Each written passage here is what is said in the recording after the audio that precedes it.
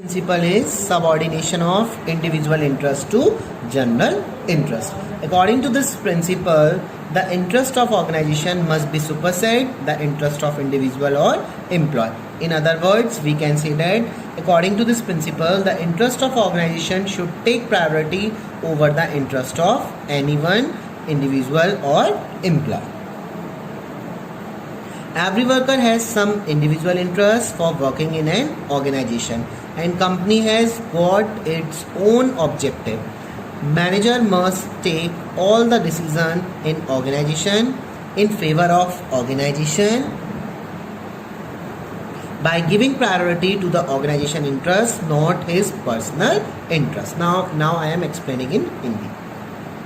इस प्रिंसिपल के अकॉर्डिंग हमारा जो ऑर्गेनाइजेशन का इंटरेस्ट होता है उसको हम फर्स्ट प्रायोरिटी प्रोवाइड कराते हैं, ना कि हमारे एक एम्प्लॉय का क्या इंटरेस्ट है, हमें उसमें इतना इंटरेस्ट नहीं होना चाहिए। सबसे पहला हमारा जो ऑर्गेनाइजेशन का जो हमारा मेन ऑब्जेक्टिव क्या है, हमारा ऑर्गेनाइजेशन का मेन इंटरेस्ट क्या है, उसको देखते हुए हम बाकी के सब लोगों के इंटरेस्ट को सीक आउट करते हैं।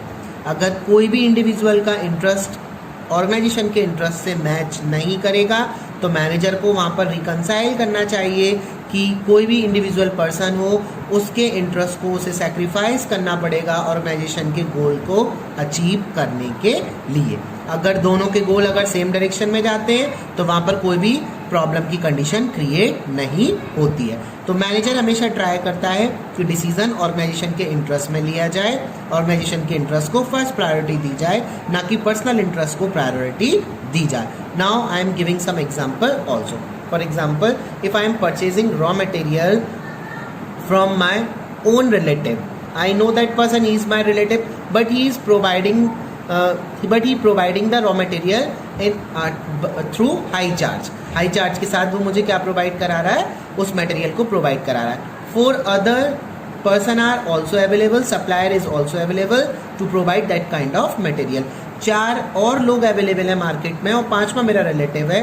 तो मेरा ऑर्गेनाइजेशन का इंटरेस्ट क्या बोलेगा कि मुझे जो सबसे कम रेट में मुझे गुड्स प्रोवाइड करेगा मुझे उससे गुड्स को परचेज करना है, ना कि मुझे अपने रिलेटिव से उस गुड्स को परचेज करना है। मैं अपने इंडिविजुअल इंटरेस्ट को वहाँ पर हटाऊंगा और मेरा इंटरेस्ट किस में होगा, ऑर्गेनाइजेशन के गोल को अचीव करने में।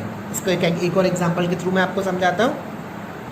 अगर मैंने एम्प्लॉयज से बोला है कि हम आपको प्रमोशन प्रोवाइड कराएंगे, आपकी सैलरी को इंक्रीमेंट करेंगे, ओके, देन क्या हुआ, कंपनी को हो गया लॉस की कंडीशन आई, कंपनी को प्रॉब्लम क्रिएट हुई।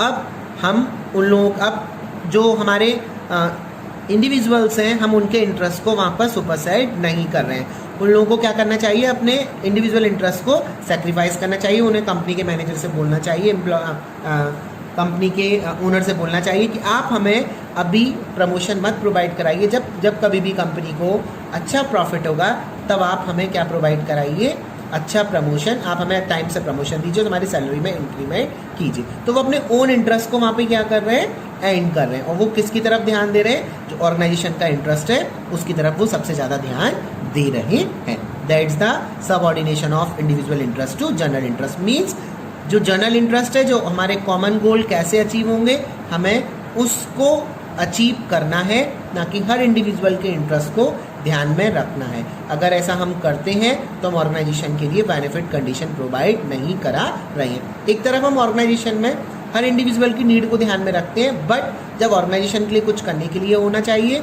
हमारे अंदर ऐसी एक पॉसिबिलिटी आनी चाहिए कि हम इस चीज़ को करके दिखाएंगे, तो ऑर्गेनाइजेशन के इंटरेस्ट को हमें फर्स्ट प्रायोरिटी देनी चाहिए। Now positive consequences is this achievement of organization goal. इससे क्या होगा, हम ऑर्गेनाइजेशन के गोल को टाइम से अचीव करेंगे, और इससे क्या होगा, coordination between individual and organization goal.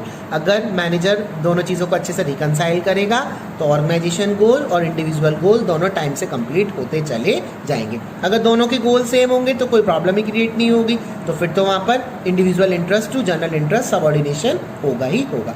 अगर ये प्रिंसिपल अप्लाई नहीं किया जाता है तो क्या होगा, हम ऑर्गेनाइजेशन के गोल को कभी भी अचीव नहीं कर पाएंगे। Even employ will also suffer in long run, और एम्प्लॉयज़ को भी बहुत लंबे समय तक सफ़र करना पड़ेगा, जो अभी वो सफ़र नहीं करेंगे। Your next principle is remuneration of person. Remuneration means providing salary to the person. According to this principle, employee should be paid just, fair and equitable and to salary to give maximum satisfaction to both employee and organization. इस principal के according हमें क्या करना चाहिए, हमें और एक employ को फेयर और एडुकेट सैलरी प्रोवाइड करानी चाहिए जिससे उस पर्सन को एम्प्लॉय को मैक्सिमम सेटिस्फेक्शन मिले. अगर एम्प्लॉय को आप फेयर वेजेस और सैलरी प्रोवाइड कराते हैं तो एटलीस्ट उसे इतनी सैलरी प्रोवाइड कराइए जिससे उसका स्टैंडर्ड ऑफ लिविंग भी बेटर रहे, means reasonable standard of living उसका चलता रहे. At the same time it should be with in paying capacity of the company, और ये कंपनी की पेइंग कैपेसिटी के ऊपर भी डिपेंड करता है कि फेयर वेजेस डिटरमाइन करते समय हमें किन किन चीज़ों को ध्यान में रखना चाहिए. फेयर क्या है, what do mean by the fair wages. So first point is this, financial capacity of organisation. Organisation की फाइनेंशियल कैपेसिटी क्या है, ऑर्गेनाइजेशन आपको कितना अच्छा पे कर पा रहा है. जैसे for example I was working with SB, then the